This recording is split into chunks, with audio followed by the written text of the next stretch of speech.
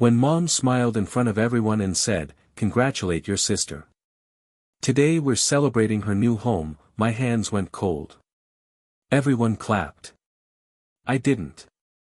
I heard it. Everyone heard it. And that's when I realized the surprise was for me. It was Chloe's housewarming, at least that's what I thought when I showed up. A big house in suburban Ohio. White walls, a balloon arch by the staircase, an Instagram corner with a neon sign that said, "Home Sweet Home."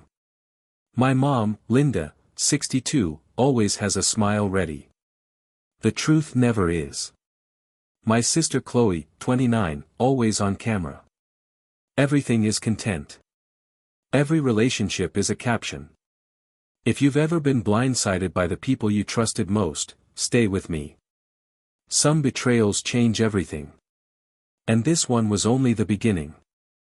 My brother Ethan, 35, a real estate agent, calls himself self-made, never mentions the family money. My dad, Robert, 67, quiet. Always has been the kind of man who can sit in a room and somehow not be in it. And me, Ava, 33, a CPA. I live in numbers, not drama. The family calls me the difficult one. Mom lifted her champagne glass. Chloe finally bought her dream home. We're all so proud. I looked around, studied the layout, the kitchen island, the staircase railing, the bay window in the living room. I recognized the floor plan. It was the same house, the same address, the same driveway, the house I had put under contract 3 weeks ago. I looked at Chloe. She was glowing. "Sis, surprise. You didn't think we'd let you do this alone, right?" "Alone? What?" I asked. Ethan stepped forward. "Relax, Ava. It's family." "What family?" Mom patted my arm. "We moved the offer into Chloe's name. You're busy anyway, and she needs it more." I heard her. Then I heard her again. "Moved the offer." Then she shrugged. "Dad co-signed. You hadn't transferred the down payment yet. So, technically." "Technically what?" "Technically, it's her house." Applause again. Chloe held up the keys like she'd won something. "Say something nice, Ava. Don't be dramatic." "Congratulations," I said. She laughed. I didn't. Dinner started, roast chicken, white wine, loud laughter. I set down my fork, stood up, and walked out.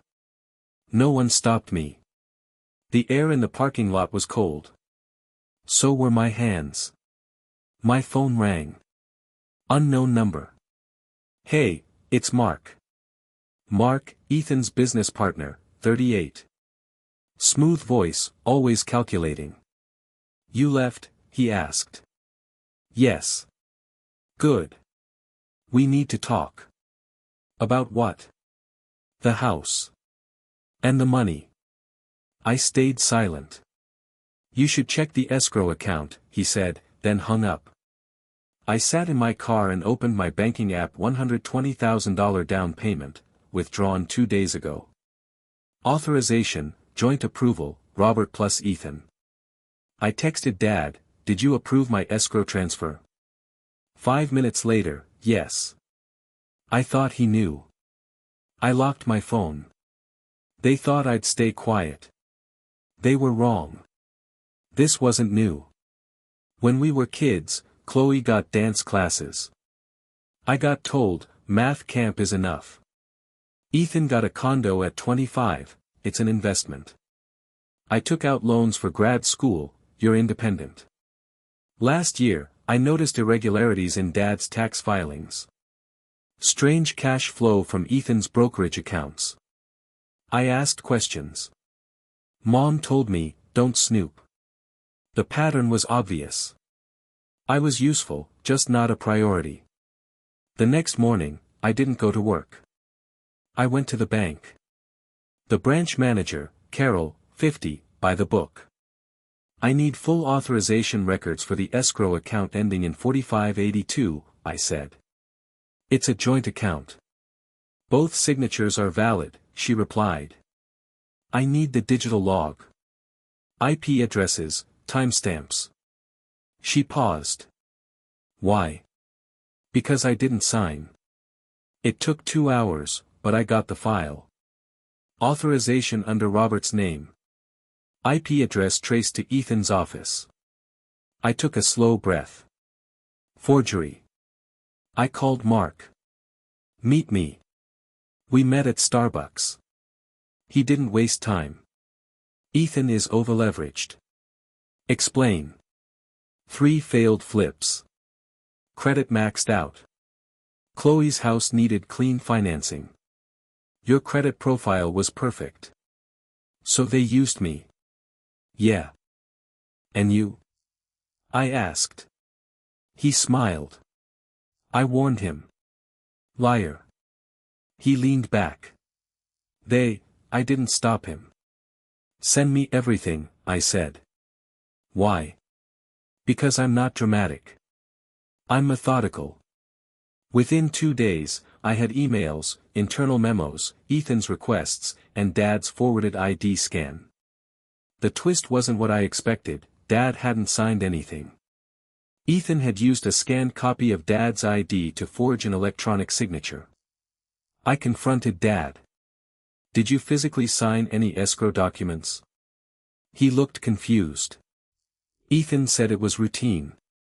Did you log in? No. He forged you, I said. Dad's face changed. Something in his eyes shifted for the first time. Mom snapped. Stop attacking your brother. I'm not attacking, I said calmly. I'm documenting. Chloe walked in. Can we not ruin this? I just posted the house tour. I looked at her. What's the caption? She smiled. Dreams do come true. They do, I said. It took 3 weeks. I hired a lawyer, filed a forgery report, opened an escrow dispute, and notified the lender. Ethan called me. What the hell did you do? Paperwork. Are you insane? It's Chloe's house. No, it's fraud. You're jealous, he shouted. Of what? I asked. Debt. Silence. The rehearing was set in a bank conference room. Everyone present. The lender spoke first. We have evidence of unauthorized signatures. Ethan leaned back. This is a family misunderstanding. I turned my phone toward them, a screenshot, timestamped. His office. Explain this. You hacked me, he said. I didn't smile. Wrong answer. Chloe started crying. So what now? We lose the house. The lender replied, the transaction may be voided. A criminal investigation is possible. Mom looked at me like I was a stranger. You'd send your own brother to jail. He sent himself, I said. But that wasn't the last twist. Mark cleared his throat. There's more. Everyone turned. Ethan used the same method on 2 other clients, he said. The room went silent. Shut up, Ethan snapped. Mark slid files across the table. I'm cooperating. I looked at him. He wasn't helping me. He was saving himself. The investigation opened formally. Deals frozen. Chloe's purchase voided. Keys returned. Mom texted me later, happy now? I didn't respond. 2 weeks later, Ethan was formally charged with white-collar fraud.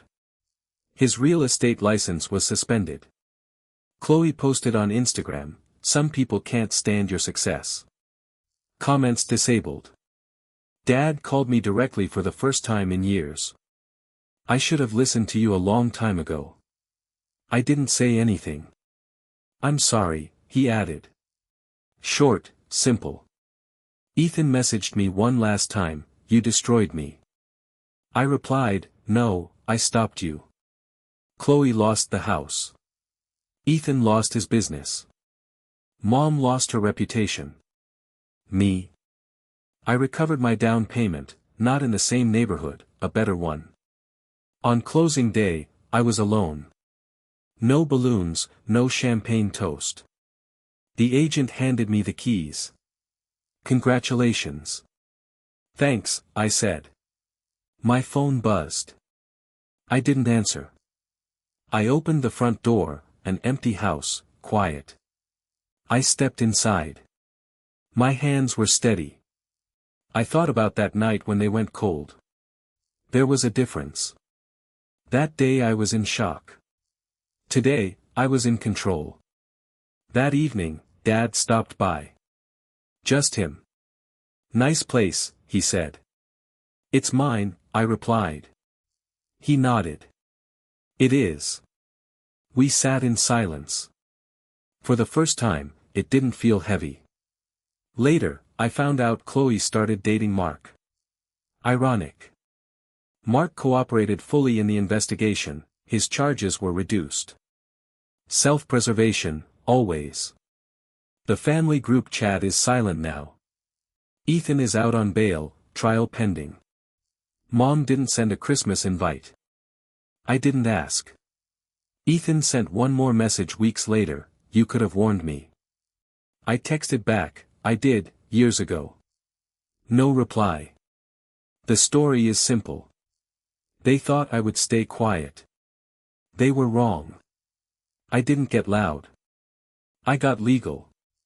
They planned a celebration. I planned consequences. And when someone asked me later, was it worth it? I said, yes, because this time, no one else lost a house. No one else had their name used. And no one mistook my silence for weakness.